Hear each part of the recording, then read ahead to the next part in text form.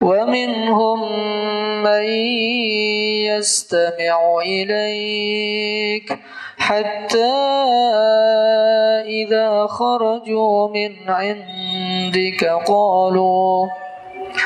قالوا للذين أوتوا العلم ماذا قال آنفا أولئك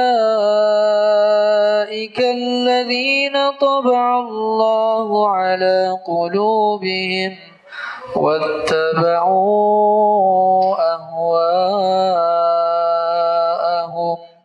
السلام عليكم ورحمة الله وبركاته.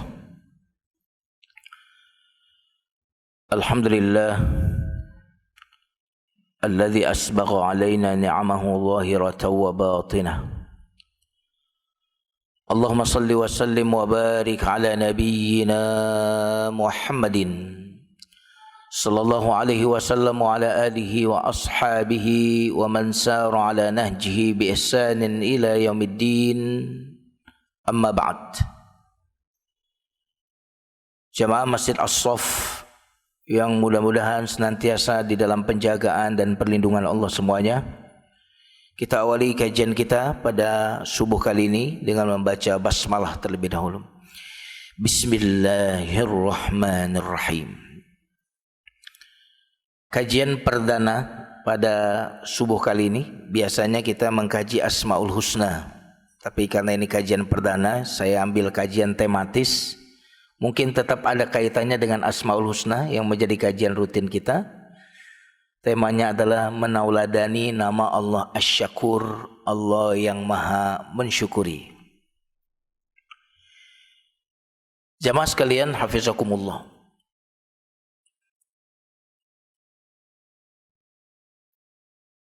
Allah yang Maha mensyukuri.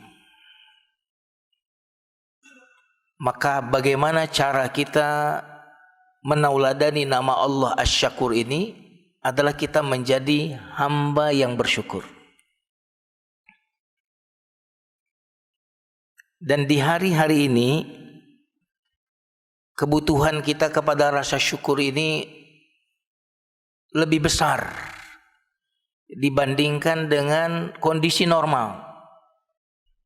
Biasanya orang kalau di kondisi normal malah nggak bersyukur, bener nggak? Halo? Orang kalau kondisinya baik-baik saja, normal, nggak ada musibah, biasanya cenderungnya bersyukur atau tidak? Cenderung bersyukur? Cenderung ingat Allah atau enggak? Biasanya malah enggak ya. Padahal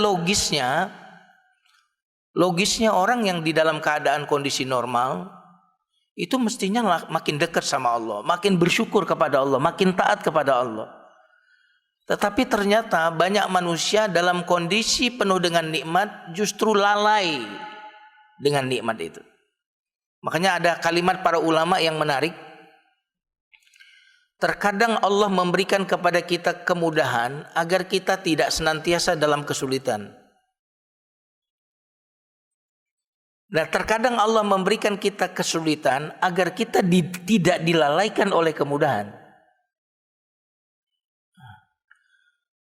Maka Allah memberikan kepada kita berbagai macam masalah, musibah, sebenarnya salah satu tujuannya agar kita mengenal nikmat. Karena biasanya nikmat itu akan dihargai, akan dikenali kapan?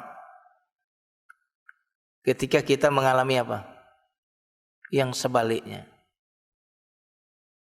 Maka ternyata saat kita sedang mengalami masalah COVID ini atau apapun masalah kita, maka salah satu hikmahnya adalah agar kita mengenal nikmat itu. Jamaah sekalian, hafizakumullah. Sebelum saya lebih panjang lagi menjelaskan ini, harga dari sebuah nikmat itu bukan ketika adanya, bukan ketika melimpahnya. Air yang di depan saya ini karena mudah sekali kita dapat, tidak susah, maka nilainya murah, betul nggak? Maka harga nilai dari air ini bukan ketika adanya, bukan ada ketika melimpahnya. Tapi harga yang sesungguhnya bagi air ini ketika apa? Ketika tiadanya, ketika langkanya. Maka dalam kondisi kita melimpah normal, betapa murahnya harga-harga kenikmatan itu. Kita menganggap nikmat ini sesuatu yang biasa saja. Nilainya biasa saja.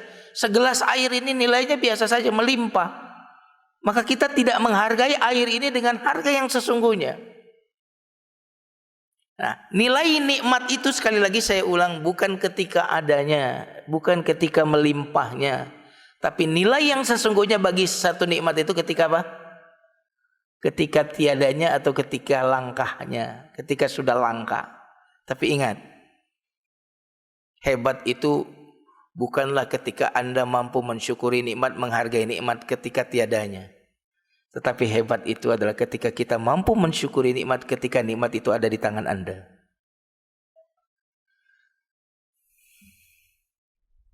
Ini tegang benar ini hari ini.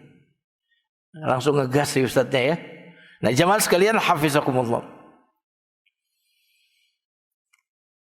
Maka Allah Subhanahu wa taala datangkan satu musibah kepada kita agar kita mengenali nikmat itu. Makanya di dalam Al-Quran itu sering Allah mengajar kita bersyukur dengan mengajak kita berpikir jika terjadi sebaliknya. Misalkan dalam surah Al-Qasas ya, Qul ara'aytum in ja'alallahu 'alaikumul laila sarmadan ila yaumil qiyamah man ilahun ghairullah ya'tikum bidiya'in afala tasma'un. Coba manusia pikirkan jika seandainya malam terus, enggak ada siang. Coba kalau siang itu enggak ada. Ayat berikutnya, coba bayangkan jika seandainya siang terus, malam enggak ada. Coba bayangkan jika malam itu tiada. Dalam surah Al-Waqiah, Qul ara'aytum in asbaha ma'ukum ghauran famay ya'tikum bima'in ma'in. Coba bayangkan jika air itu tidak ada. Coba bayangkan jika air itu asin. Coba bayangkan jika Allah mengambil pendengaranmu, penglihatanmu. Seringkali ayat Al-Quran itu mengajak kita membayangkan ketika itu tiada. Jamaah sekalian hafizakumullah. Maka di saat-saat seperti inilah kita lebih membutuhkan syukur. Karena syukur mestinya di saat normal adalah natural reaction, natural alamiah, tidak menunjukkan kualitas kita. Kondusif, lancar, syukur tidak menunjukkan kualitas iman kita. Betul kan? Tidak menunjukkan kualitas mental kita. Tetapi justru kalau kita mau melihat tingkat kematangan kita secara spiritual adalah ketika kita mampu bersyukur di saat sedang tidak normal. Jamaah sekalian hafizakumullah. Di saat seperti sekarang ini, syukur itu pertama akan menjaga nikmat kita. Sekarang ini yang bisa menjaga nikmat kalau Anda sedang sehat, bagaimana supaya tetap disehatkan oleh Allah, bahkan ditambah sehat oleh Allah? Syukur. Allah Subhanahu wa taala berfirman, An-Nisa ayat 147. Ini menarik ayat ini. Ma yaf'alullahu bi'adzabikum in syakartum wa amantum. An-Nisa ayat 147. Allah tidak akan menyiksa kalian jika kalian bersyukur dan beriman. Ini yang menarik. Ayat ini power. Kalau kamu udah syukur dan beriman, enggak akan aku siksa deh. Karena kalau orang sudah bersyukur dan beriman, berarti orang ini sudah merealisasikan tugas dia diciptakan. Untuk apa manusia itu diciptakan? Untuk beribadah, betul nggak? Untuk mengenal Allah. Wa ma khalaqatul jinna wal insa illa liya'budun. Az-Zariyat. Tidaklah aku ciptakan jin dan manusia kecuali untuk Ibadah. Tujuannya ibadah. Tujuannya adalah iman kepada Allah. Apa tujuan lain dari penciptaan? Bersyukur. An-Nahl Allah Subhanahu wa taala berfirman, "Wallahu akhrajakum min butuni ummahatikum la ta'lamuna syai'a wa ja'ala lakumus sam'a wal absara wal af'idata la'allakum tashkurun." Allah mengeluarkan kalian dari rahim ibu kalian tidak tahu apa-apa. Ini menarik jamaah sekalian. Nggak tahu apa-apa, nggak ada ilmu. Kok bisa kemudian berilmu? Wa ja'ala lakumus sam'a, karena Allah kasih pendengaran. Karena Allah kasih mata. Dan yang menarik, Allah dulukan pendengaran baru mata. Karena yang aktif duluan adalah pendengaran, baru mata. Yang kedua, orang buta masih bisa pinter. Tapi kalau orang budak, bisa pinter nggak? Orang tuli nggak bisa ngomong. Orang tuli nggak bisa ngomong. Wa ja'ala lakumus sam'a, Allah berikan pendengaran, penglihatan, otak, pikiran. Untuk apa itu semua? La'allakum tashkurun. Makanya ketika Allah menyuruh kita membaca, itu baca manusia. Iqra, baca manusia. Bismi rabbikal ladzi khalaq, Allah yang telah menciptakanmu. Kamu dulu enggak tahu apa-apa. Kamu bukan apa-apa. Khalaqal insana min 'alaq. Aku ciptakan engkau dari segumpal darah yang menggantung. Alaq, bergantung kamu. Kamu enggak tahu apa-apa. Baca. Gimana kalau kita mau baca? Telinga enggak ada, mata enggak ada ilmu kita. Ya kan? Karena kita dikasih telinga, dikasih mata, dikasih pikiran, maka kita bisa belajar. Allah mengajari kita, allamal insana ma lam ya'lam, ya kan? Alladzi 'allama bil qalam. Bagaimana kita bisa belajar kalau enggak ada telinga, enggak ada mata, enggak ada otak? Allama bil qalam, allamal insana ma lam ya'lam. Kamu jadi tahu karena aku ajari, karena aku kasih alat untuk belajar. Tapi apa yang kau lakukan manusia? Mestinya kamu bersyukur sebagaimana di surah An-Nahl. Tapi apa yang kau lakukan? Kalla innal insana la yatagha. Terus ar-ra'ahu istaghna.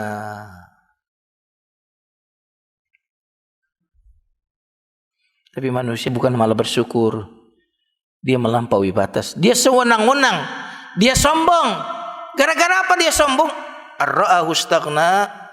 Ketika dia melihat dirinya serba berkecukupan, serba berteknologi, serba memiliki segalanya, ternyata ada bahaya dari kondisi yang ideal, kondisi yang sangat normal itu ada bahayanya jamaah sekalian. Saya mau tanya, Nabi Adam tergelincir dari surga karena kurang fasilitas atau karena terlalu banyak fasilitas? Halo? Hah? Kita ini Bani Israel atau Bani Adam? Hah? Antum Bani Israel atau Bani Adam? Bani Adam kan? Jadi tidak usah antum nunggu-nunggu nanti kalau saya udah kaya akan begini, akan begitu. Kalau saya udah punya ini, saya akan rajin taat, rajin salat. Nabi Adam udah punya semuanya aja mas kalian. Sudah punya semuanya, sudah boleh semuanya. Cuma satu yang nggak boleh, apa itu? Wala taqraba hadhihi syajarah. Jangan deketin ini pohon ini. Lihat cintanya Allah. Jangan deketin ya. Allah enggak bilang jangan makan. Tapi apa? Jangan deketin. Kalau deketin aja enggak boleh apalagi makan. Tentu itu pemahamannya. Yang kedua, karena kalau Allah mengatakan jangan makan berarti boleh deket. Kalau udah deket-deket tergoda enggak? Contohnya saya dekat dengan minuman ini, tergoda saya mau minum, izinkan saya minum ya. Bismillahirrahmanirrahim. Antum jauh susah mau minum ya kan?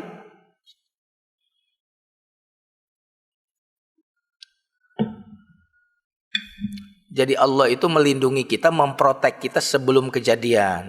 Kalau asuransi memprotek kita setelah kejadian tuh beda sekali ya, betul nggak? Asuransi kejadian dulu, baru diprotek, kecelakaan dulu, ya kan? Tapi kalau Allah tuh memprotek kita sebelum kejadian. Ihfazillah yahfazka, jagalah Allah maka Allah akan menjagamu. Jagalah perintah Allah, jagalah syariat Allah, Allah akan menjagamu. Wala taqrabuz zina, jangan dekati zina. Wala taqraba. Oh, betapa sayangnya Allah. Jadi Allah sebenarnya enggak pernah melarang kita.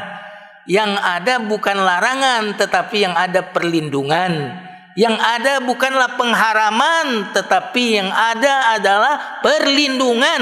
Anda tidak dalam memahami agama ini jika Anda memahami larangan Allah sebagai pengharaman, tapi larangan Allah sebagai cara Allah melindungi Anda. Itu baru Anda akan paham secara dalam agama ini.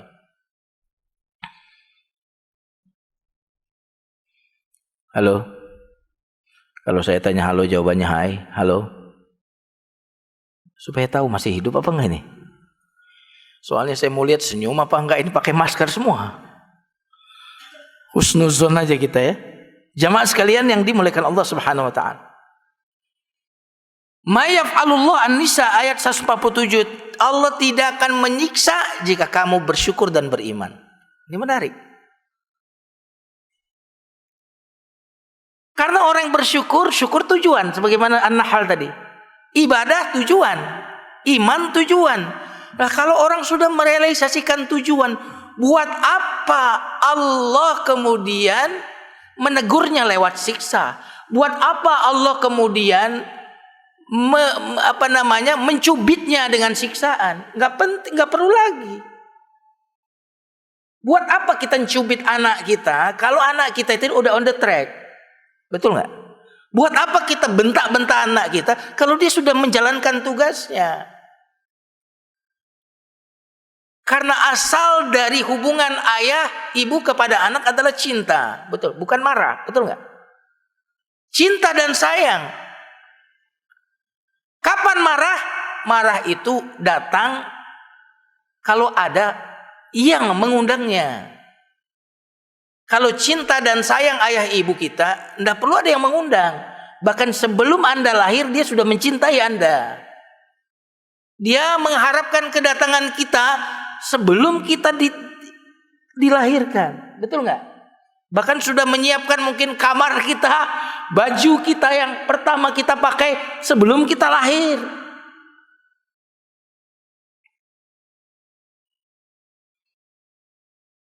Hubungan Allah kepada kita hubungan cinta, jamaah sekalian yang dimuliakan Allah. Adapun siksaan itu kalau Anda mengundangnya. Kapan Anda mengundangnya? Ketika Anda salah jalur. Maka Allah kembalikan ke jalurnya supaya Anda tetap berada di jalan surga. Allah berfirman dalam surah As-Sajdah, وَلَنُذِيقَنَّهُمْ مِنَ الْعَذَابِ الْأَدْنَى دُونَ الْعَذَابِ الْأَكْبَرِ لَعَلَّهُمْ يَرْجِعُونَ.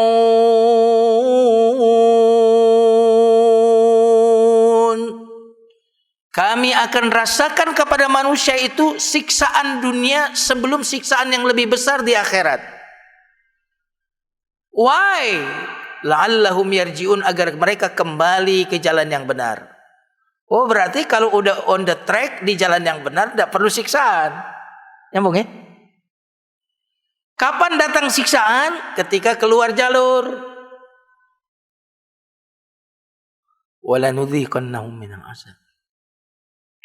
Makanya pentingnya thalabul ilmi itu apa, Pak? Thalabul ilmi itu membuat kita berada di jalan Allah, digiring ke jalan Allah melalui ilmu. Orang-orang yang tidak mau digiring ke jalan Allah melalui ilmu akan digiring ke jalan Allah melalui siksaan. Dalam kurung musibah. Maka orang yang disadarkan dengan ilmu akan berjalan menuju Allah. Tapi orang yang tidak memiliki kesadaran berjalan menuju Allah dengan ilmu akan disadarkan juga berjalan kepada Allah melalui musibah. Dalam konteks ini kira-kira kalau orang sampai diberikan musibah lalu semakin sadar lalu berada di jalan Allah, kira-kira musibah ini nikmat atau bukan? Halo? Bahkan jamaah sekalian yang dimuliakan Allah, pahala dari musibah itu lebih besar daripada musibah itu. Setuju nggak tuh? Setuju nggak? Pahala dari musibah itu jauh lebih besar daripada musibah itu sendiri.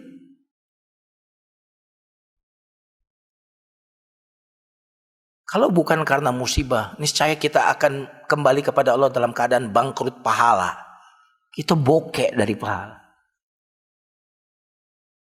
Kalau bukan karena musibah, mungkin doa-doa kita tidak ada rasa sama sekali. Hanya doa-doa yang diucapkan kering, tanpa rasa, tanpa jiwa. Maka dari sisi ini jamaah sekalian, syukur ini memiliki urgensinya. Pertama, memprotek kita sebelum terjadinya musibah. Berikutnya adalah menambah nikmat kita. Mengikat nikmat itu adalah syukur. Yang indah lagi adalah syukur membuat kita melihat musibah itu juga sebagai nikmat dari Allah. Betul atau tidak nih? Tapi meskipun nikmat, alhamdulillahnya agama kita ini nggak pernah ngajarin kita berdoa minta musibah. Nggak ada. Yang ada apa? Allahumma inni as'aluka al-afwa wal-afiyah. Ya kan? Ya Allah, aku memohon maaf kepadamu dan keselamatan. Nggak ada. Ya Allah, aku memohon kepadamu musibah dan kesabaran. Nggak akan tuh. Nggak ketemu antum tuh doa yang begitu. Allahumma inni a'udzubika min jahdil bala wa darkis syaqa wa su'il qada wa syamatatil a'da wa salbi ba'dal ata. Berlindung dari berbagai macam musibah. Adapun kesehatan, keselamatan, antum berdoa, ya Allah, aku memohon kepadamu maaf dan keselamatan. Afini fi badani, afini fi sam'i, afini fi basari.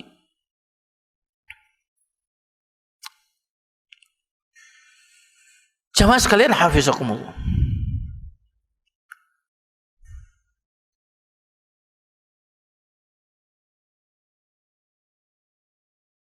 Syukur lawan daripada kufur. Nah, ini menarik. Syukur lawannya apa? Kufur. Dari mana Ustadz dalilnya? Ibrahim ayat 7.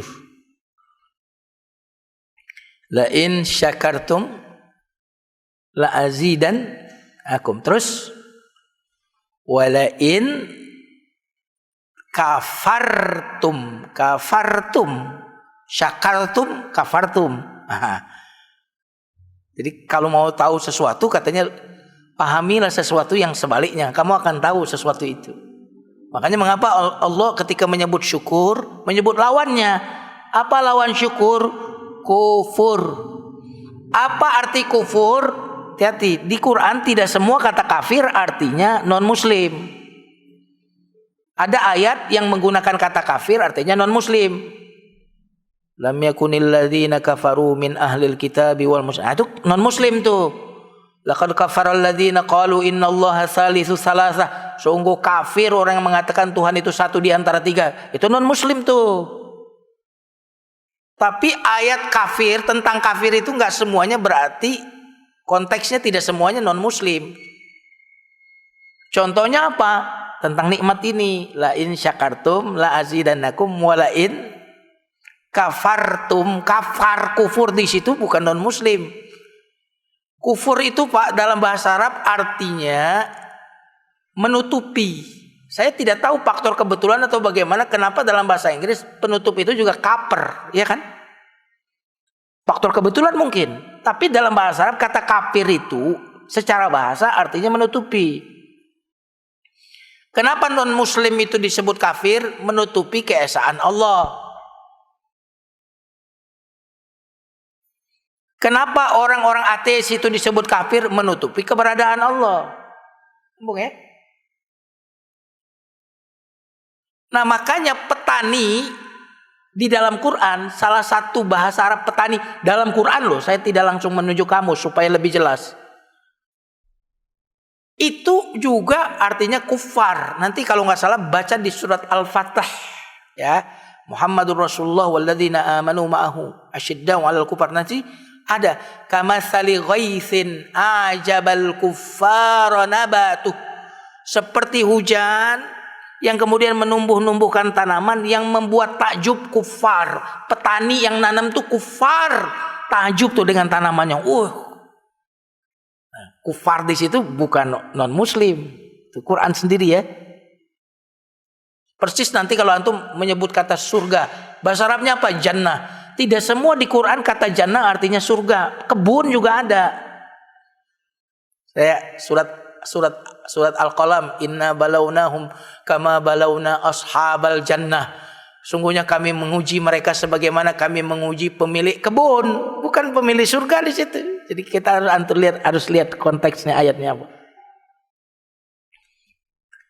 Jamaah sekalian hafizakumullah. Kufur dari sisi bahasa menutupi. Berarti syukur menampakkan. Nampaknya nikmat itu namanya syukur. Nampak nikmat. Makanya orang-orang yang bersyukur itu senantiasa mampu melihat nikmat. Lawannya apa orang yang tidak bersyukur? Kufur nikmat, menutupi nikmat, enggak pernah kelihatan oleh dia nikmat. Yang dia lihat apa? Susah melulu yang dia lihat. Penderitaan melulu yang dia lihat itu. Cobaan melulu tuh yang dia lihat. Ini yang dia lihat pada masa Covid ini cuma Covid doang. Aduh, betapa menderitanya. Covid yang dilihat. Tapi sekian nikmat yang terbuka, yang diberikan oleh Allah enggak kelihatan sama dia.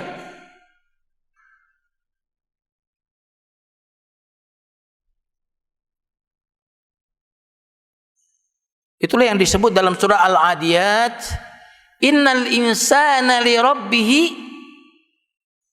Pura-pura enggak hafal nih kayaknya jamaah Safin. Wal 'adiyati dhabha fal muriyati qadha. Nanti ada ayat innal insana li rabbih lakanud. Kalau antum lihat tafsir Ibnu Katsir, apa innal insana li rabbih lakanud itu?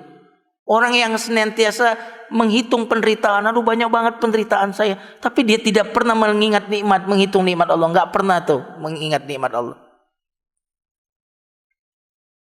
Nah, pertanyaan saya, kenapa Nabi Adam tergoda dengan satu pohon itu? Padahal sekian nikmat semuanya bercolek kecuali satu. Apa kira-kira?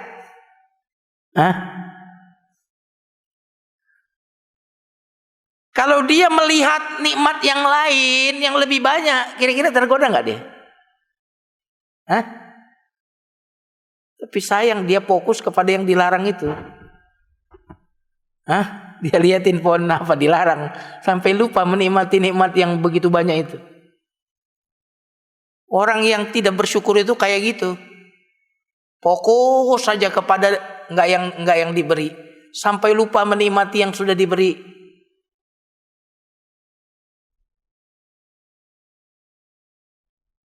Subhanallah. Maka jamaah sekalian, syukur itu adalah sikap mental. Orang-orang yang bermental syukur, bahkan dia mampu melihat nikmat dalam musibah. Makanya kata Umar radhiyallahu an, tidaklah aku ditimpa musibah kecuali aku diberikan beberapa nikmat. Bayangkan itu. Tidaklah aku diberikan satu musibah kecuali aku diberikan beberapa nikmat. Yang pertama kata Umar, musibah itu tidak berkaitan dengan agama. Baru urusan dunia doang itu mah. Makanya perkataan salafus saleh dulu mengatakan, semua musibah yang tidak ada kaitannya dengan agama itu ringan. Karena musibah yang sesungguhnya ketika orang bermaksiat kepada Allah, itu musibah yang sesungguhnya. Alhamdulillah nggak ada musibah, nggak menimpa agama. Yang kedua Pak, tidak lebih besar dari ini. Wah, luar biasa. Ini berarti, oh ini masih terkondisi. Saya masih, kalau dalam bahasa kita masih bisa go food loh, gitu. Masih bisa go food, masih bisa beli mie ayam, ya, masih bisa olahraga, masih bisa kerja. Sebagian work from home, sebagian ada yang kerja ke kantor. Tidak lebih besar dari ini. Yang dilihat bukan musibahnya, tidak lebih besar dari ini. Yang berikutnya adalah aku tidak diharamkan dari kesabaran. Alhamdulillah saya bisa sabar. Yang berikutnya aku berharap pahala dari musibah yang menimpa ini. Allah. Jadi satu musibah sekian nikmat. Kalau orang yang tidak bersyukur, sekian ribu nikmat, satu musibah lupa sama ribuan nikmat. Tuh, orang bersyukur, dia melihat bahwa nikmat Allah lebih besar daripada musibah yang dia turunkan. Orang-orang yang tidak bersyukur, orang-orang yang menganggap musibah senantiasa lebih besar daripada karunia-Nya. Nah, ini makna syukur secara bahasa itu lawannya kufur. Kufur artinya apa? Menutupi. Enggak tampak sesuatu kufur. Coba di sini kira-kira saya mau tanya nih, orang-orang bersyukur semua enggak ya?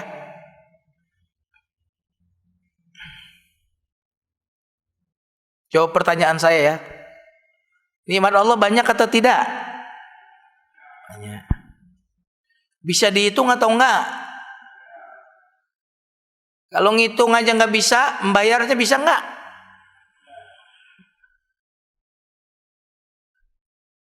Ngitungnya aja udah susah, gimana bayarnya? Nah, pertanyaan yang berikutnya ini yang paling menentukan. Mana yang lebih sering Anda ingat dalam kehidupannya, nikmat Allah atau penderitaan yang Anda alami? Halo? Mana yang lebih sering Anda ingat? Nah, itu dia. Mana yang lebih sering Anda ceritakan kepada orang lain? Nikmat yang Allah berikan kepada Anda atau penderitaan, kesulitan yang Anda alami? Padahal perintahnya wa amma bi ni'mati rabbika fahaddits. Nikmat Tuhanmu ceritakanlah, share. Fahaddits, ceritain nikmat Allah. Kok kayak wartawan semua? Wartawan itu kan bad news is good news. Good news is no news. Tuh wartawan kayak gitu. Ada pesawat jatuh, wah ada berita bagus nih. Bagus dibilang beritanya. Ada ustadz nikah lagi, silakan, atau bercerai gitu ya. Bercerai, diberitain tuh sama wartawan. Tapi kalau berita-berita ustadznya lagi bagus, lagi baik, ya lagi kondusif, lagi jalan sama istrinya, mesra dengan istrinya, sakinah, nggak ceritain tuh, nggak ada beritanya. Giliran konflik, ada beritanya. Bad news is good news. Wartawan tuh. Banyak orang-orang yang tidak bersyukur itu kayak wartawan itu filosofisnya. Jadi setiap keburukan bagi dia itu berita baik yang perlu di-share, diceritakan kepada orang lain. Tapi nikmat-nikmat Allah yang Allah berikan kepada dia ditutup sama dia tuh, nggak ada tuh di sosmednya itu. Agama kita ini zaman sekarang, bangun dari tidur aja antum udah diajari bersyukur. Maka gimana gak bahagia jadi orang Islam itu? Bahagia banget. Antum bangun tidur aja alhamdulillah. Bener gak? Doanya apa bangun tidur? Alhamdulillahilladzi ahyana kan? Antum keluar toilet apa doanya? Alhamdulillah juga. Ya itu salah satu doanya. Orang Indonesia kan senang yang pendek-pendek. Ufronaka Rabbana. Alhamdulillahilladzi azhaba adza wa afani. Habis makan apa doanya? Alhamdulillah. Bersin? Bersin apa bersin? Alhamdulillah. Ya Allah, bagaimana agama kita ini? Kita ini selama ini memahami doa-doa itu hanya sekedar mantra. Bukan. Doa itu kondisi mental antum.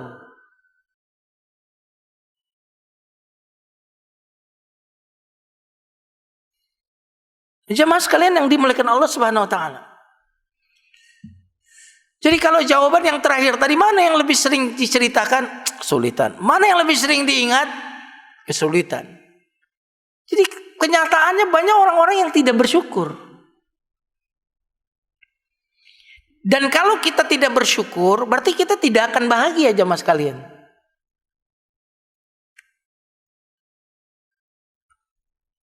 Nah, orang yang tidak bahagia rentan penyakit. Saya ulang lagi. Orang yang tidak bahagia rentan penyakit. Bukan berarti saya memvonis semua orang penyakit itu karena tidak bahagia.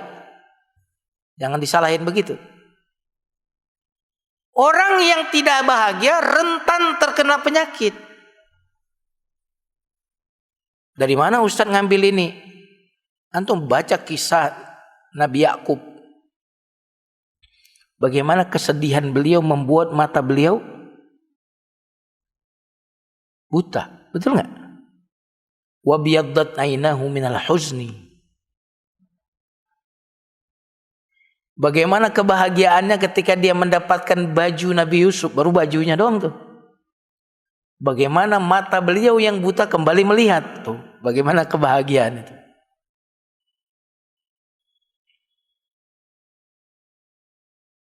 Makanya mengapa salah satu surga itu orang nggak ada yang sakit, isinya bahagia sih. Betul nggak nih? Bahagia sama seneng tuh beda aja mas sekalian. Kalau seneng orang berzina nggak ketahuan tuh seneng, bahagia nggak mungkin. Nyambung ya? Koruptor, korupsi, seneng, bahagia nggak mungkin pak. Bahagia sama dosa tuh nggak akan ketemu, sebagaimana air dengan minyak nggak akan nyatu. Oke ya? Jamaah sekalian hafizakumullah. Surga bahagia. Bahkan puncak kebahagiaan itu adalah surga. Makanya antum dibuat muda lagi di surga. Kenapa? Karena usia muda itu adalah usia di mana paling enak menikmati kenikmatan tuh waktu muda. Makanya nggak ada orang tua masuk surga tuh, nggak ada. Yang tua-tua nggak bakal masuk surga tuh. Halo? Jangan salah paham. Maksudnya nanti kalau udah di surga, semuanya usianya muda pak. Biar keren gitu, menikmati nikmat, fasilitas, kemampuan menikmati pun maksimal. Puncak kenikmatan surga, puncak kemampuan menikmati apa? Usia apa? Usia muda. Dan kagak tua-tua tuh. Wah luar biasa. Nah maka bahagia ini di saat ini perlu kita jaga nih, bahagia nih. Makanya kata orang tuh jangan lupa bahagia ya, gitu. Jangan lupa bahagia. Bagaimana supaya kita bahagia? Syukur. Kalau syukur kita bahagia. Kalau bahagia imun kita naik. Saya dapat cerita dari orang-orang yang terkena virus ini. Ketika mereka dirawat, mereka mendengarkan pasien di sebelah kanan, sebelah kiri itu putus asa. Saya kayaknya udah gak kuat, saya udah begini. Pokoknya udah kalimatnya putus asa. Gak lama lewat. Tapi pasien yang bercerita ini, yang kena COVID ini mengatakan, saya waktu itu optimis. Saya tanamkan bahwa Allah bisa menolong saya, Allah mampu menyelamatkan saya. Nah ternyata bisa lolos. Dan beberapa orang yang sakit dan penuh optimisme itu ternyata bisa kuat imunnya. Jemaah sekalian yang dimuliakan Allah Subhanahu wa taala. Jadi obat itu ibarat senjata. Pedangnya tajam, tapi kalau yang pakai pedangnya nggak bagus, Bukan melukai musuh, tapi melukai dirinya. Betul nggak nih? Obat sama. Kalau penerima obat ini udah nolak, udah pesimis, udah nggak, terlampau bersedih, putus asa, maka obat ini tidak akan berpengaruh. Nah jamaah sekalian, dari mana kita dapat lagi bahwa bahagia itu bisa membuat kita kuat? Dari doa Nabi. Doa Nabi ini setiap pagi kita baca. Allahumma inni a'udzubika minal hammi. Ayo, jangan pura-pura lupa hadirin. Allahumma inni a'udzubika minal hammi wal hazani wa a'udzubika minal ajzi. Ini menarik. Hammi, hazni atau huzni, ajzi. Ham apa itu ham? Ham itu adalah kita khawatir, cemas tuh ham. Itu masa depan. Besok gimana ya? Kalau saya begini ya gimana ya? Belum terjadi itu, cemas. Kalau huzn, kesedihan masa lalu yang sudah terjadi, ketika teringat menyedihkan kita. Ini orang nggak pernah hidup di masa sekarang. Ada orang yang hidupnya kalau nggak di masa lalu, di masa depan. Nggak pernah hidup di masa sekarang. Mau hidup di masa sekarang, bersyukur. Orang-orang yang tidak bersyukur nggak pernah hidup di sekarang. Hidup di masa lalu, kalau nggak hidup di masa depan. Kalau hidup di masa lalu isinya kesedihan, kalau hidup di masa depan isinya kekhawatiran. Makanya kenapa Allah bilang kepada penduduk surga, la khaufun alaikum wala la khaufun alaihim wala hum yahzanun. Penduduk surga gak ada takut, gak ada sedih. Berarti orang yang beriman itu sudah bisa merasakan surga dunia sebelum surga akhirat. Ketika mereka diberikan oleh Allah keselamatan dari rasa takut dan rasa khawatir. Kalau kita selamat dari khawatir dan takut ini, dari sedih ini, maka doa berikutnya, wa'udzubika minal ajaz. Aku berlindung kepadamu dari ajaz, kelemahan fisik. Kenapa ajaz itu lemah fisik? Disebut oleh Nabi setelah ham, setelah hazan, setelah khawatir, setelah sedih. Karena yang menyebabkan kita itu lemah fisik adalah kecemasan, kesedihan. Itu melemahkan fisik kita sehingga kita menjadi ajaz. Kalau lemah mental namanya kasal. Kasal itu artinya malas, lemah mental. Wa'udzubika minal ajzi wal kasal.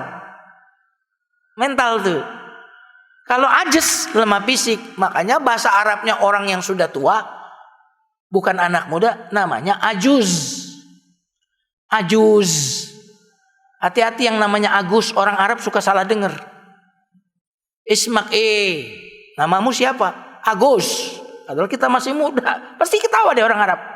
Kalau anak muda namanya Agus, di pendengaran dia Agus. Enta Agus.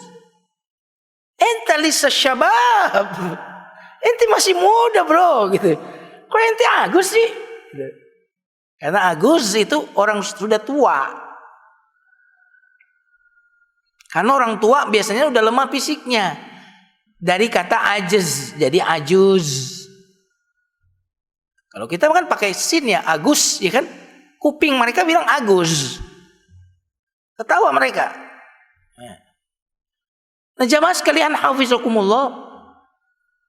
Biasanya kan Ustadz hafizakumullah, hafizahullah. Sekarang emang Ustadz doang yang butuh dijaga oleh Allah. Saya balik. Jamaah juga sama. Jamaah sekalian hafizakumullah. Semoga Allah menjagamu. Selama ini kan Ustadz ya. Penceramah kita Ustadz Fulan hafizahullah. Nah, saya kadang-kadang ngiri itu kalau lagi dengar ceramah. Emang kita juga nggak bisa hafizakumullah. Pilih jaga juga kita kan gitu. Nah jamaah sekalian hafizakumullah. Sudah tahu berarti ya pentingnya syukur ini ya. Berarti orang dalam syukur itu berada di perlindungan yang kokoh, yang kuat. Tempat perlindungan yang sangat kokoh adalah syukur. Rasa syukur tempat perlindungan yang kokoh. Karena dengan rasa syukur antum akan melihat nikmat.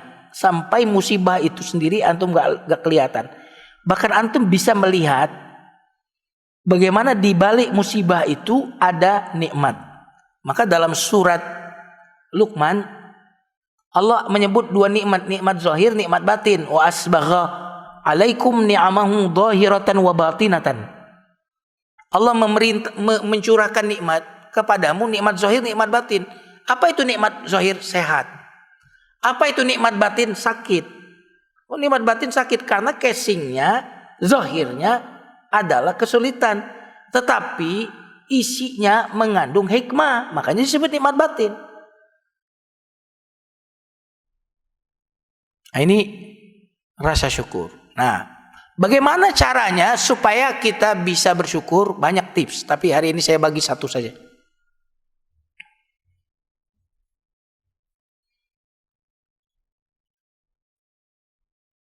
Pertama, satu saja berarti kalau saya nyebut pertama ada yang kedua ya.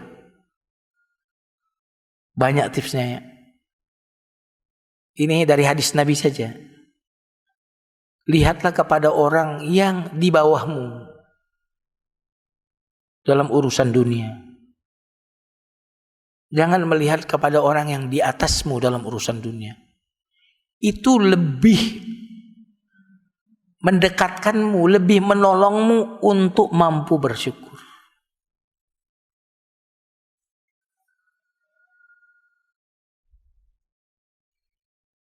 Kita ini kan kalau ngelihat rumah kita, lu lihat rumah orang yang lebih bagus gimana rasanya? Gimana? Kira-kira rumah kita jadi bagus nggak? Jelek. Bener gak? Lihat mobil kita yang sekarang. Terus bandingkan dengan mobil tetangga. Bagus gak mobil kita jadi? Mobil tetangga kita lebih baru, lebih bagus juga. Jadi nilainya rendah jadinya. Yang bahaya lagi, kalau istri kita bandingin dengan istri artis. Cantiknya loh maksudnya.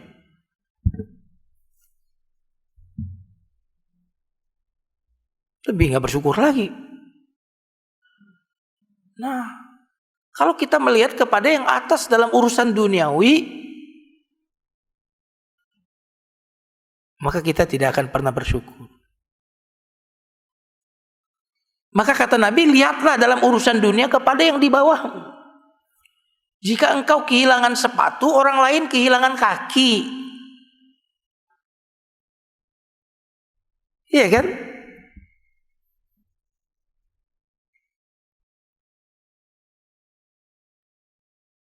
Jadi makin kita sering melihat kepada orang-orang yang menderita. Makanya menarik, kalau kita melihat orang yang tertimpa musibah, apa doanya? Ada orang kena musibah, misalnya kakinya misalkan cacat orang itu. Apa doa kita? Dalam hati tapi doanya, jangan dikencengin. Alhamdulillahilladzi afani mimma ibtalaka bihi wa faddalani ala katsirin mimman khalaqa tafdila. Alhamdulillah, Allah menyelamatkanku dari ujian yang menimpamu. Tapi jangan keras. Berantem nanti. Ada orang yang rumahnya kebanjiran. Antum dalam hati, alhamdulillah Allah selamatkan aku dari ujian kebanjiran yang menimpamu. Jangan kenceng-kenceng. Dalam hati. Itu artinya apa? Itu artinya orang mukmin itu kalau dia melihat orang di bawahnya langsung lihat nikmat kepada dia. Alhamdulillah kita alhamdulillah. Lihat orang jalan kaki, antum pakai motor. Alhamdulillah. Orang ini jalan kaki, kita naik motor. Hujan-hujan, orang naik motor, kita bawa mobil. Alhamdulillah. Allah. Itu orang bersyukur kayak gitu. Jangan sampai orang itu ya kalau dia tidak bersyukur begitu. Lihat sepeda, sepeda. Andaikan saya punya sepeda. Habis itu apa? Dia lihat orang pakai motor. Andaikan aku punya motor. Setelah punya motor, Lihat orang punya mobil, aduh, andaikan aku punya mobil. Setelah punya mobil yang bermerek, teman-temannya yang bermobil mewah itu udah bosan pakai mobil, beli sepeda. Sekarang lagi musim sepeda. Lah gue bagi senang-senangnya mobil, dia balik lagi ke sepeda. Menderita lagi, betul nggak? Halo, ada nggak yang begitu? Balik lagi ke sepeda. Orang-orang kaya sekarang senang bersepeda, bener nggak? Apalagi udah ada jalur khusus. Itu sepeda jadi tren. Dulu kita pengen mobil, lagi senang-senangnya mau kita mobil. Orang yang sudah melewati mobil balik lagi ke sepeda. Nanti kalau antum ke negara Eropa, orang-orang yang udah bersepeda senangnya jalan kaki. Terus kapan dong? Orang yang hidup di masa saat ini adalah orang yang bersyukur. Makanya jangan punya filosofis berakit-rakit ke hulu, berenang-renang ke tepian, bersakit-sakit dahulu, bersenang-senang. Berarti senangnya kapan? Kemudian terus. Enggak senang-senang. Iya kalau masuk surga, alhamdulillah. Mestinya bersenang-senang sekarang, bersenang-senang juga kemudian. Betul enggak? Berbahagia sekarang, berbahagia juga nanti. Jamaah sekalian, banyak orang yang kesulitan itu menjadi keindahan setelah dia lewati. Kan pengalaman penderitaan kita dulu waktu satu telur dikasih terigu dibagi adik kita, kakak kita. Setelah kita sekarang sukses, kan menjadi indah jadi kenangannya. Betul nggak ya? Tapi menjadi indahnya setelah dilewati. Sayang, kita udah berpengalaman seperti sekarang. Kalau kita lagi menderita, jadikan itu indah sekarang untuk indah kembali nanti setelah menjadi kenangan.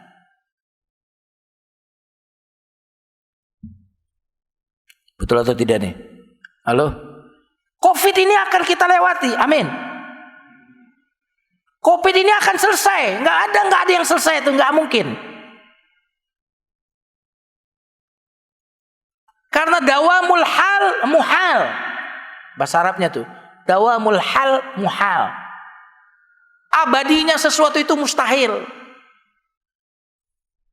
Nggak mungkin abadi Covid ini, nggak mungkin. Maka jadikanlah Covid ini sebuah kenangan yang indah untuk saat ini kita buat indah. Bisa nggak? Bisa. Ada banyak hal yang bisa kita lakukan di masa Covid ini yang kalau nggak ada Covid nggak bisa kita lakukan. Saya waktu masa Covid, saya mampu olahraga sehingga turun berat badan saya. Wah, misalkan begitu, misalkan itu duniawi. Saya pada masa Covid bisa hafal sekian juz Quran. Apalagi kalau punya tantangan, selesai Covid saya 30 juz selesai ya hafal Quran. Why not? Betul nggak?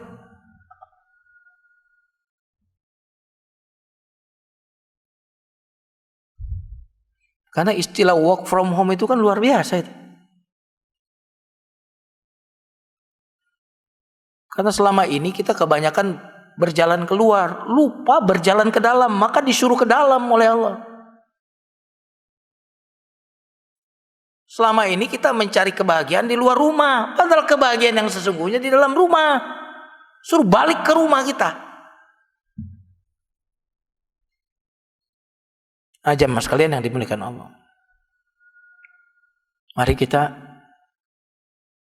jadikan alhamdulillah baik di Al-Fatihah yang kita baca maupun alhamdulillah dalam zikir kita, alhamdulillah itu kembali mengingatkan kita akan nikmat Allah. Alhamdulillah alhamdulillahi rabbil alamin. Bagaimana orang beriman setiap rakaatnya wajib Al-Fatihah kok nggak bahagia tuh, heran.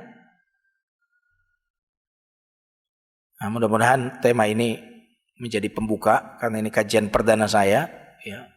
Setelah kita lama libur, tetap kajian ya, tapi mungkin online dan seterusnya.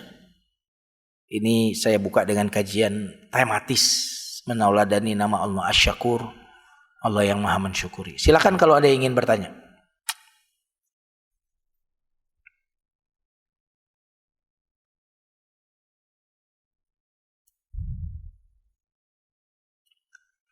Selalu hening kalau ditanya. Ada yang bertanya langsung hening itu suasananya. Taib, kalau tidak ada, mari kita tutup dengan istighfar. Astaghfirullahalazim, astaghfirullahalazim, astaghfirullah. Subhanakallahumma bihamdika asyhadu an la ilaha illa anta astaghfiruka wa atubu ilaik. Walhamdulillahirabbil alamin. Wassalamualaikum warahmatullahi wabarakatuh. والذين اهتدوا زادهم هدى وآتاهم تقواهم